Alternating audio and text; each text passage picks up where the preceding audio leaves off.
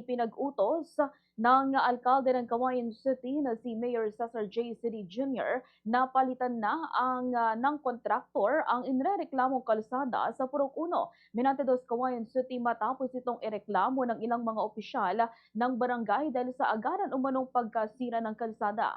Matatandaan na dumulog sa Bombo Radyo Cagayan ang mga opisyal ng barangay upang maiparating sa mga kontraktor at kinaukulan ang sitwasyon ng Farm to Market Road na nakitaan ng bitak o lubak kahit wala pang isang taon nang matapos ang konstruksyon nito.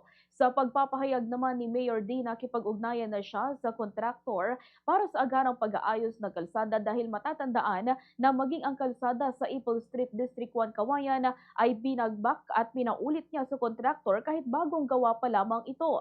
Binigyang diin ng alkalde na mahalagang panagutan ng mga kontraktor ang kalidad ng kanilang mga proyekto lalo na't limitado ang pondo ng lokal na pamahalaan para sa sunod-sunod na road concreting projects. Nanawagan din si Mayor D sa mga residente ng lungsod na agad ipagbigay alam sa pamahalang lungsod ang anumang mapansing depekto sa mga bagong gawang infrastruktura upang ito ay maagapan at maaksyonan. Samantala, hindi naman binanggit ng alkalde kung sino ang kontraktor ng proyekto at wala pang binabanggit na araw o buwan kung kailan posibleng simulan ang pag-aayos nito. Ganito ang bahagi ng pahayag ni Mayor Cesar J. City Jr.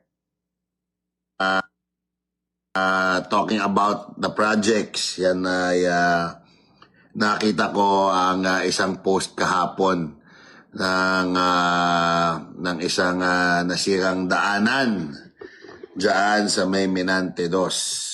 Actually, na-contact na rin po natin yung ating contractor diyan at pinapaulit po natin yung ginawa po nilang road concreting diyan.